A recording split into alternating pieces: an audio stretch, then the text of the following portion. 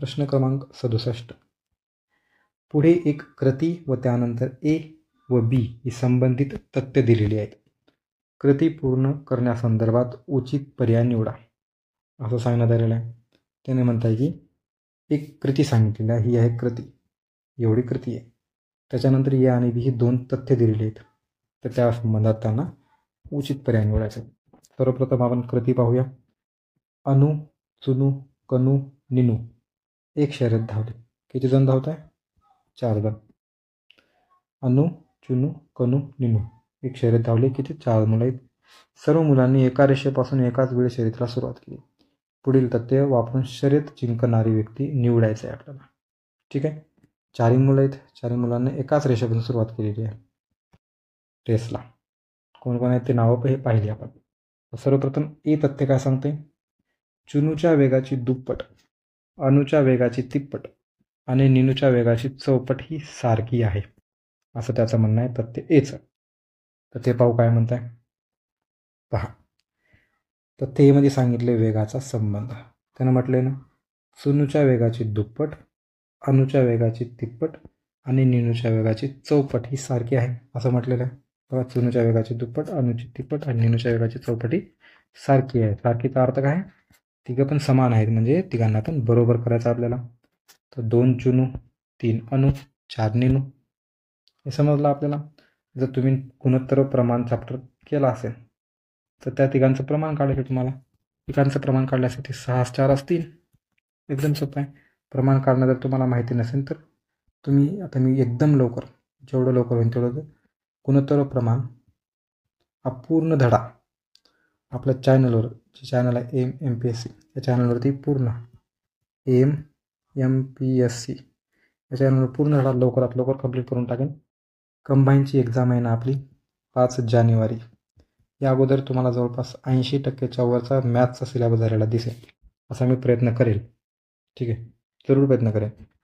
तर मग तिथून तुम्ही प्रमाण चांगल्या प्रकारे, गुणोत्तर प्रमाण एकदम चांगल्या प्रकारे शिकू शकता. एवढा चांगल्या प्रकारे सांगेन की कुठेच नंतर जिंदगीत हे गरज नाही पडणार तुम्हाला मॅथ्स करायची, एवढा चांगल्या प्रकारे. ठीक आहे. तर मग ह्या तिघांचे स्पीडच्या ह्याच्यावरून तुम्ही त्यांचं गुणोत्तर काढू शकता. गुणोत्तर येणार 6 4 3. या प्रमाणावर आपल्याला काय समजते? या प्रमाणावर समजते की चुनूचा वेग हा जास्त.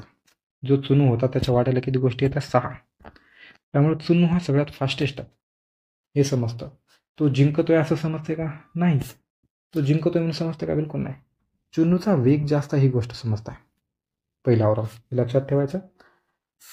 दुसरं काय सांगते? जेव्हा जिंकणाऱ्याने शर्यत संपविली तेव्हा अनु, कनू, निनू यांनी धावलेल्या अंतराची सरासरी ही अनु व कनू यांचे धावलेल्या अंतराच्या सरासरी इतकी होते.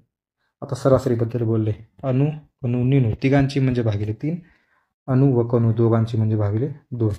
बघा, सरासरी अंतराचा संबंध सांगितला बी मध्ये. ए मध्ये वेगांचा संबंध होता.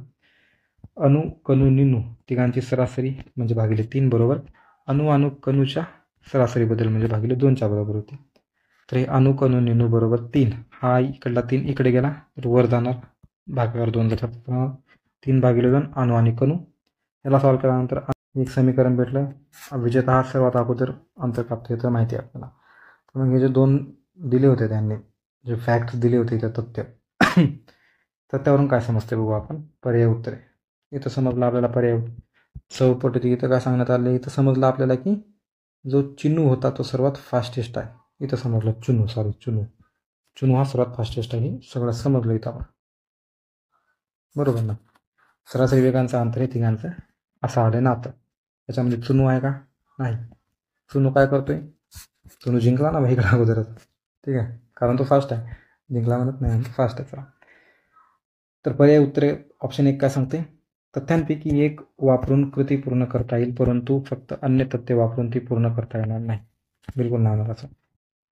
तथ्यांपैकी एक वापरून आपल्याला विनर भेटतोय का? नाही भेटत आहे. पहिल्यामध्ये चुनूची स्पीड जास्त एवढं माहिती आहे. दुसऱ्यामध्ये त्यांचा संबंध दिसतोय अंतरामधला, कापलेला अंतर.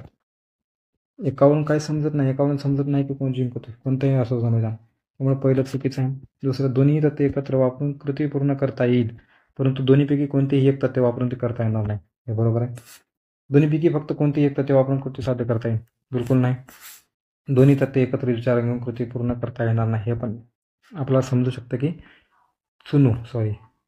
चुनूची स्पीड सगळ्यात जास्त आहे, हे समजलं आपल्याला. आणि खालचा संबंध दिला होता की निनू, अनु आणि कनू तिघांमधला संबंध काय होता. जेव्हा निनू आहे हा निनू एकटा अनु आणि कनूच्या समान धावतोय. हा निनू अनु आणि कणाच्या समान एकटा धावतोय निनू. आणि चुनू हा सगळ्यात फास्टेस्ट आहे.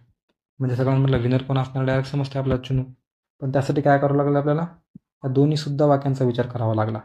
त्यामुळेच आपल्याला समजू शकले की चुनू हा जिंकू शकतो. ठीक आहे, तर मग दोन्हीही तथ्य इम्पॉर्टंट आहेत. त्यामुळे ऑप्शन 2 हा बरोबर असणार आहे 67चा. ठीक आहे, तर आजच्यासाठी एवढंच.